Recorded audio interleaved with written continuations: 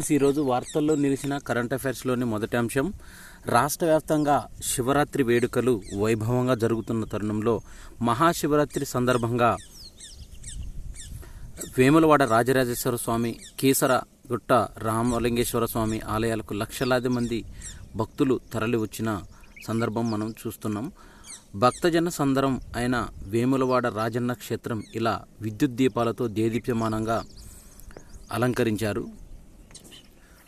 ప్రధానమంత్రి కుసుమ్ పథకం పిఎం కుసుమ్ పథకంలో 30% రాయితీ ఇవ్వడానికి కేంద్రము 20,000 వ్యవసాయ బోర్లకు సౌర విద్యుత్తును ఏర్పాటు చేయనుంది. రాష్ట్రం సైతం ఇవ్వాలని సూచిస్తుంది. ఆసక్తి చూపితే రైతుల్లో గుర్తించే పనిలో టీఎస్ రెడ్కో ఉంటుందని, దీనికి సంబంధించి రాష్ట్రంలో ప్రయోగాత్మకంగా 20,000 వ్యవసాయ మోటార్లకు సౌర విద్యుత్తును ఏర్పాటు చేయడానికి పిఎం కుసుమ్ పథకం అనేది ఏర్పాటు చేశారు. దీంట్లో తెలంగాణలో 29 లక్షల వ్యవసాయ బోర్లకు సాధారణ కరెంటు కనెక్షన్లు ఉన్నాయి. వీటికి రోజుకు 10 కోట్ల యూనిట్లకు పైగా కరెంటును డిస్కంలు సరఫరా చేస్తున్నాయి. గ్రేటర్ సిటీకి మణిహారంగా ఉత్తర తెలంగాణకు ముఖద్వారంగా ప్యారడైజ్ జంక్షన్ నుంచి Boinapalli dairy farm road NH-44 వరకు 1,580 కోట్లతో ఎలివేటెడ్ డబుల్ డెక్కర్ కారిడార్ను తలపెట్టింది తెలంగాణ రాష్ట్ర ప్రభుత్వం.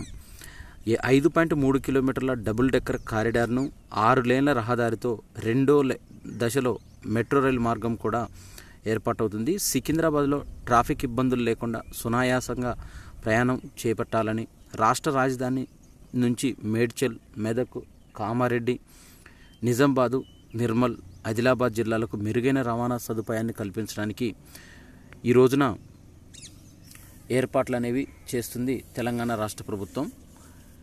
ఈ కారిడార్ నిర్మాణానికి శంకుస్థాపన చేయడానికి ముఖ్యమంత్రి రేవంత్ రెడ్డి సన్నాహాలు ఏర్పాటు చేస్తున్నారు.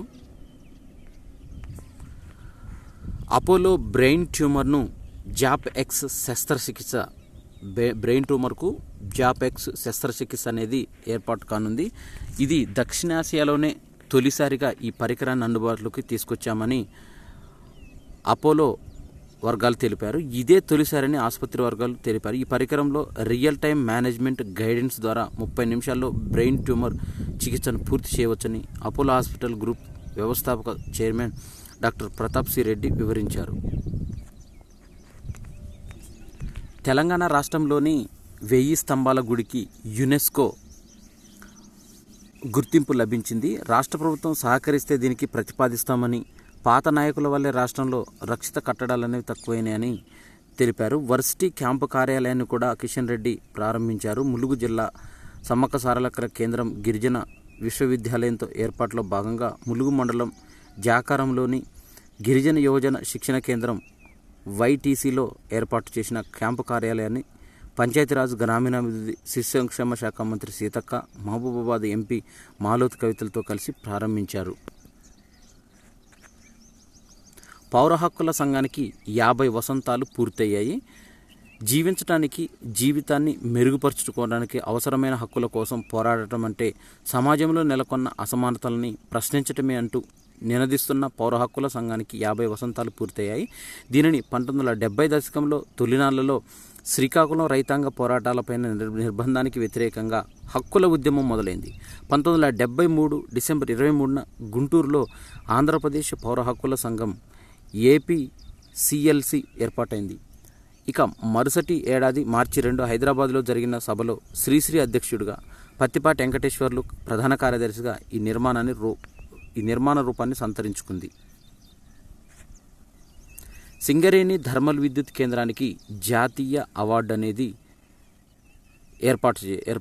ఎంపిక చేశారు. దీన్ని గురువారం రాత్రి ఢిల్లీలో జరిగిన జాతీయ స్థాయి అత్యున్నత థర్మల్ ప్లాంటు బహుమతి ప్రధానోత్సవ వేడుకల్లో సింగరేణి అధికారులు చంద్రలింగం సుబ్బారావులకు best national water efficient unit అవార్డును అందజేశారు. జాతీయ స్థాయిలో 500 మెగావాట్లకు పైగా స్థాపిత ఉత్పత్తి సామర్థ్యం ఉన్న సుమారు 150 ప్రభుత్వ, ప్రైవేటు రంగ విద్యుత్ కేంద్రాల్లో సింగరేణి ఈ అవార్డును సాధించింది. CMD N బలరాం తెలిపారు. రాజ్యసభకు సుధామూర్తిని ఎంపిక చేసిన రాష్ట్రపతి ద్రౌపది ముర్ము. ప్రముఖ విద్యావేత్త ఇన్ఫోసిస్ సహవ్యవస్థాపకురాలు నారాయణమూర్తి సతీమణైన సుధామూర్తి రాజ్యసభకు నామినేట్ అయ్యారు.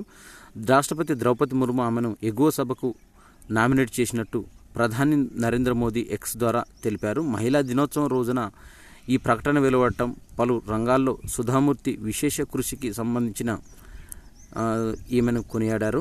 రాష్ట్రపతి తనను రాజ్యసభకు నామినేట్ చేయడం పైన సుధామూర్తి ఆనందాన్ని వ్యక్తం చేశారు. 73 ఏళ్ల సుధామూర్తి ప్రస్తుతం మూర్తి ట్రస్ట్కు చైర్పర్సన్గా వ్యవహరిస్తున్నారు.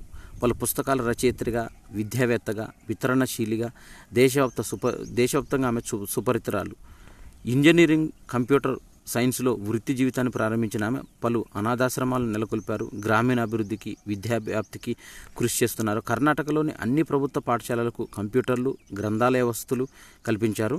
సుధామూర్తి సేవలకు గుర్తింపుగా 2006లో పద్మశ్రీ, 2023లో పద్మభూషణ్ పురస్కారాలతో కేంద్ర ప్రభుత్వం ఆమెని సత్కరించింది. మొదటిసారి వచ్చిన డెంగీ కూడా ప్రమాదకరమే అంటూ ఈ వైరల్ ఇన్ఫెక్షన్ సోకితే దీనికి అదే స్థాయిలో ఇబ్బంది ఉంటుందని తాజాగా పరిశోధనలో తేలింది. ఈ భారత్లో తీవ్ర డెంగీ బారిన పడ్డ చిన్నారులపైన శాస్త్రవేత్తలు పరిశీలన చేపట్టారు. ఇందులో సగం కన్నా ఎక్కువ మంది డెంగీకి మొదటిసారిగా బాధితులైన వారని గుర్తించారు. ఈ నేపథ్యంలో ఢిల్లీలోని international centre for genetic engineering microbiology శాస్త్రవేత్తల ఆధ్వర్యంలో అంతర్జాతీయ పరిశోధకులు దీనిపైన దృష్టి సారించారు.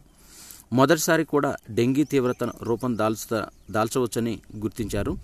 కొందరికి అది ప్రాణాంతకంగా కూడా కావచ్చని శాస్త్రవేత్తలు వివరించారు. కీమో బ్రెయిన్కు నొప్పి లేని చికిత్స చేయాలని క్యాన్సర్ బాధితులు విషయగ్రహణ సామర్థ్యంలో ఇబ్బందులు ఎదుర్కొంటున్నారు. జ్ఞాపకశక్తి క్షీణత, ఏకాగ్రత లోపించడం వంటివి వారిలో తలెత్తుంటాయి. దీన్ని క్రీమో బ్రెయిన్ అంటారు. అమెరికాలోని Massachusetts institute of technology MIT శాస్త్రవేత్తలు శరీరానికి కోత అవసరం లేకుండా చికిత్సను అభివృద్ధి చేశారు. ఇందులో గామా ఫ్రీక్వెన్సీ మెదడు తరంగాలను ప్రేరేపిస్తారు. ఇందుకోసం 40 హెర్ట్జ్ పౌనపున్యం కలిగిన కాంతి ధ్వనిని ఉపయోగించి ప్రయోగం చేస్తారు. ఎలుకలపైన ఈ విధాన్ని పరీక్షించినప్పుడు కీమోథెరపీ వల్లే నష్టం బారి నుంచి మెదడు కణాలను రక్షణ లభించినట్టు తేల్చారు.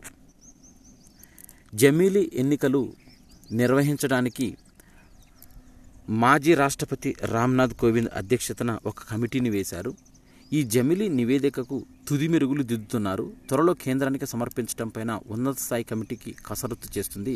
2029 నాటికి దేశంలో లోక్సభ, అసెంబ్లీలు, స్థానిక సంస్థల ఎన్నికలకు ఒకేసారి నిర్వహించేలా చేయడంతో పాటు వాటన్నిటికీ ఒకే ఓటర్ల జాబితా రూపొందించేలా కూడా కమిటీ సిఫార్సు చేయనుంది. జమిలీ ఎన్నికలు కార్యరూపం దాల్చడానికి అవసరమైన సిఫార్సులు చేయడం కోసం మాజీ రాష్ట్రపతి రామ్నాథ్ కోవింద్ నేతృత్వంలో 2023 సెప్టెంబర్లో కమిటీ ఏర్పాటైన విషయం తెలిసిందే. ఒకే దేశం ఒకే ఎన్నిక అంశంపైన లా కమిషన్ కూడా తమ నివేదికను దాదాపుగా సిద్ధం చేసింది. నా విజయ రహస్యం ఏమిటని చాలామంది అడుగుతున్నారని వారికి నేను సమాధానం చెప్పను.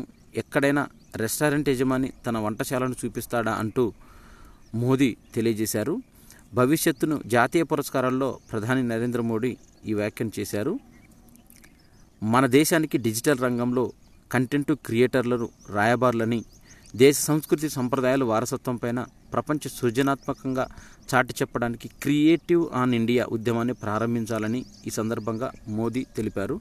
కేంద్ర ప్రభుత్వం కొత్తగా ప్రవేశపెట్టిన నేషనల్ క్రియేటర్స్ జాతీయ సృష్టికర్తల పురస్కారాలు విజేతలకు అందజేసిన క్రమంలో ఈ విధంగా వ్యాఖ్యానించారు.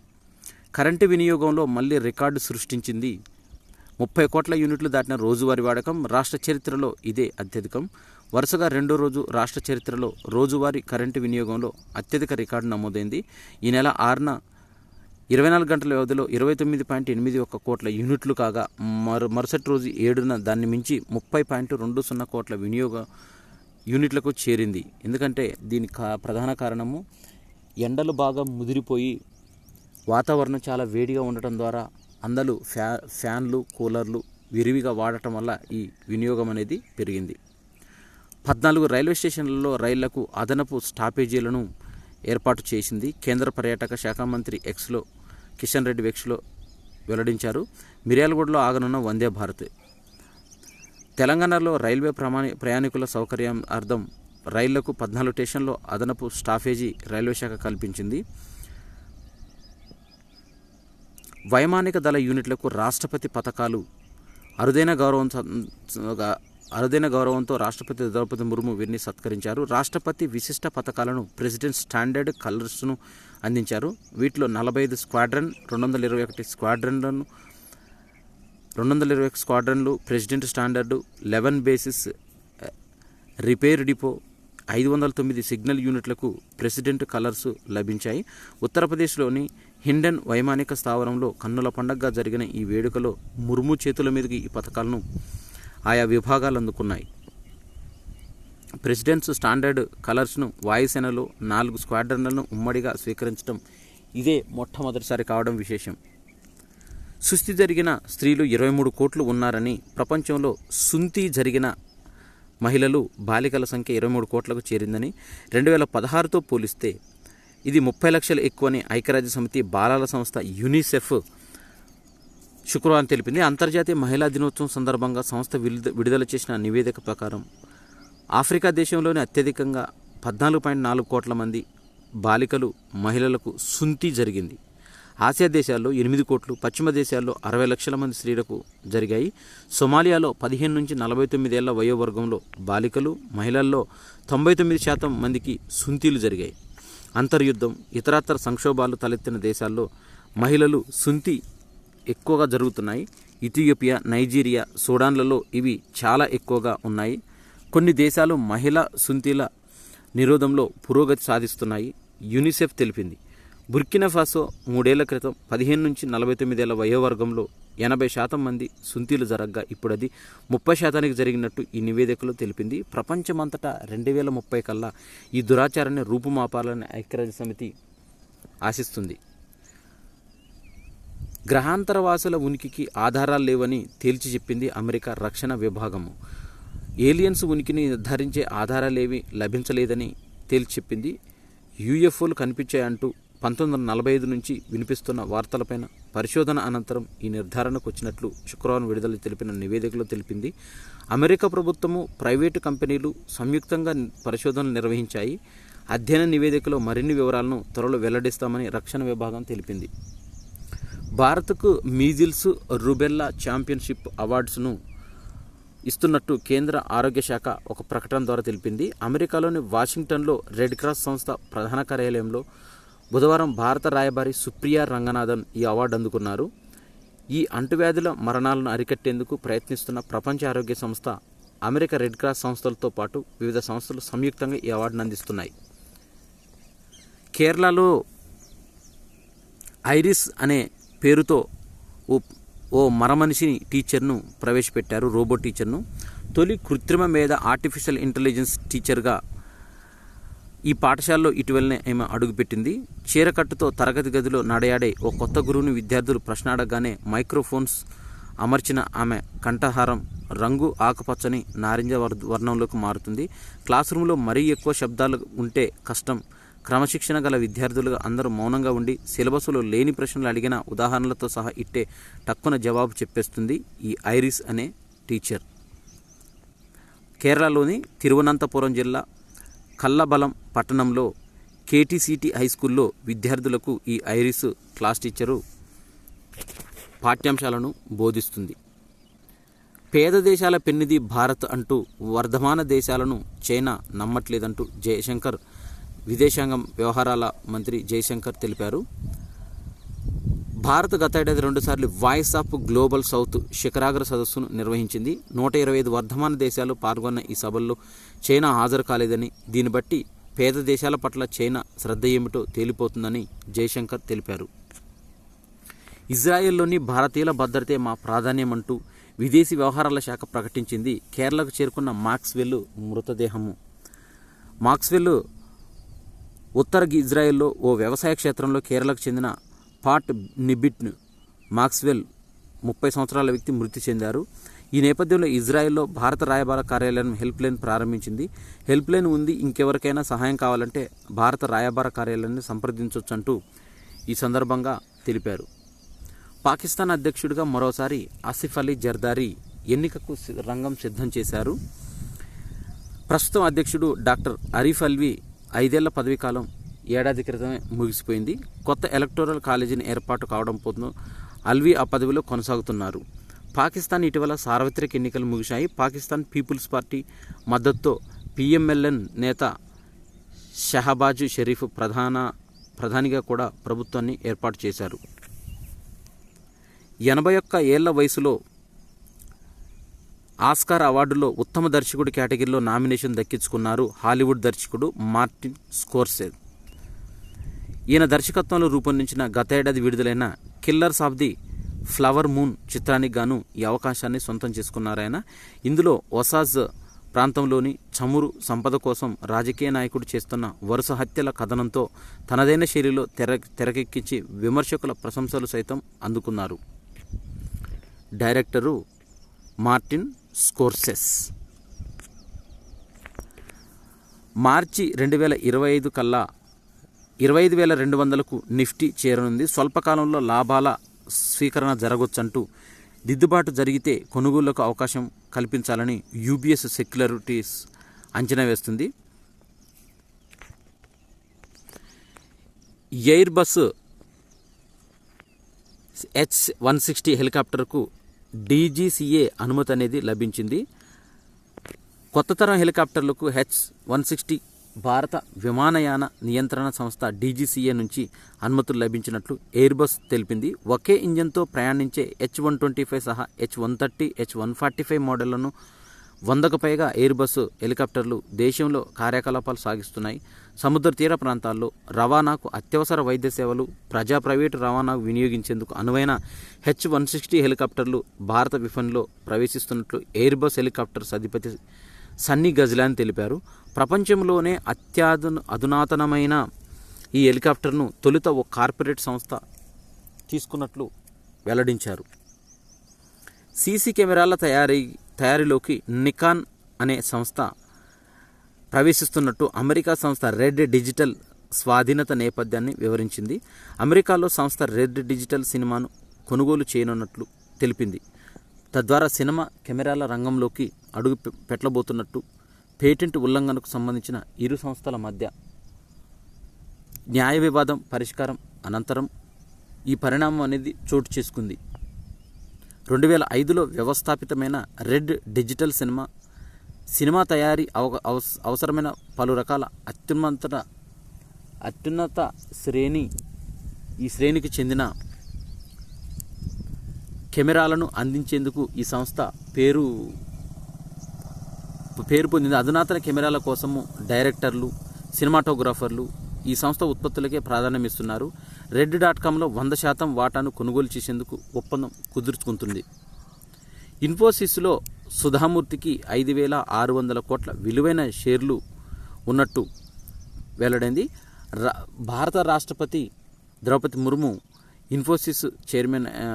ఇన్ఫోసిస్ సభ్యురాలైన సుధామూర్తికి రాజ్యసభకు ఎంపిక చేశారు. ఈ సందర్భంగా ఐటీ దిగ్గజ సంస్థ ఇన్ఫోసిస్లో 0.83% వాటాకు సమానమైన 3.45 కోట్ల షేర్స్ ఉన్నాయి. ప్రస్తుత షేర్ ధర 1,616.95 ప్రకారం సుధామూర్తి షేర్ల విలువ 5,600 కోట్ల వరకు ఉండొచ్చని ఇన్ఫోసిస్ సహవ్యవస్థాపకుడు నారాయణమూర్తికి భార్య అయిన సుధామూర్తి దాతృత్వంలో ముందుంటారు. ఇన్ఫోసిస్ ఫౌండేషన్కు ఆమె చైర్పర్సన్గా కూడా ఉన్నారు. బ్రిటన్ ప్రధానమంత్రి రిషి సునాక్ భార్య అక్షతామూర్తి ఈమె కుమార్తె కావడం విశేషం. 2006లో భారత ప్రభుత్వం పద్మశ్రీ పురస్కారంతో సత్కరించింది. 2023 జనవరిలో పద్మభూషణ్తో సుధామూర్తిని సత్కరించింది భారత ప్రభుత్వం. దేశంలోనే తొలిసారిగా నదీ గర్భంలో నిర్మించిన అండర్ వాటర్ మెట్రో టన్నెల్ను 2024 మార్చి 6న భారత ప్రధానమంత్రి నరేంద్ర మోడీ ప్రారంభించారు. ఇది పశ్చిమ బంగాల్ రాష్ట్రంలోని కోల్కతాలో హుగ్లీ నదీ గర్భంలో నిర్మించారు. కోల్కతా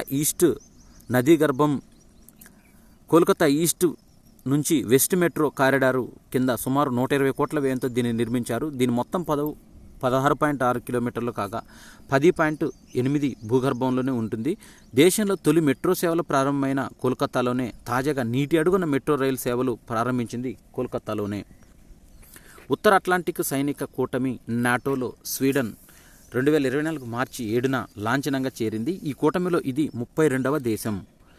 రెండో ప్రపంచ యుద్ధం తర్వాత నేటి వరకు స్వీడన్ తటస్థ వైఖరిని అవలంబిస్తూ వచ్చింది. ఉక్రెయిన్ పైన రష్యా యుద్ధానికి దిగిన తర్వాత ఐరోపాలో రష్యా దూకుడుగా ఆధిక్యం అవడంతో స్వీడన్ నాటోలో చేరాలని నిర్ణయించుకుంది. నాటోలో చేరిన 31వ దేశం ఫిన్లాండ్ కాగా 32వ దేశము మనకు స్వీడన్ కావడం విశేషం. మలేషియాలోని పెనాంగ్లో ఏర్పాటు చేసిన 45వ ఇంటర్నేషనల్ అడ్వర్టైజింగ్ అసోసియేషన్ వరల్డ్ కాంగ్రెస్లో ప్రతిష్టాత్మక IAA గోల్డెన్ కంపాస్ అవార్డును శ్రీనివాసన్ స్వామి అందుకున్నారు. ఈ అవార్డును పెనాంగ్ గవర్నర్ తున్ అహ్మద్ పుజీ అబ్దుల్ రజాక్ 2024 మార్చి 7న ప్రదానం చేశారు. ప్రపంచ వేదికపైన మార్కెటింగ్, అడ్వర్టైజింగ్, మీడియా పరిశ్రమలకు విశేష సేవలందించిన వారికి ఈ అవార్డు ప్రదానం చేస్తారు. భారతీయ పరిశ్రమకు చెందిన వ్యక్తికి ఈ అవార్డు దక్కటం ఇదే మొదటిసారి. ఈయన ఇంటిగ్రేటెడ్ మార్కెటింగ్ సర్వీసెస్ కంపెనీ అయిన ఆర్కే స్వామి లిమిటెడ్ CMDగా బాధ్యతలు నిర్వహిస్తున్నారు. ఇంగ్లాండ్తో ఇండియా ఆడుతున్న టెస్ట్ సిరీస్లో మంచి విజయాలు సాధిస్తున్నారు. ఈ టెస్టులో సర్ఫరాజ్ ఖాన్ అద్భుతమైన స్కోర్ చేస్తున్నాడు.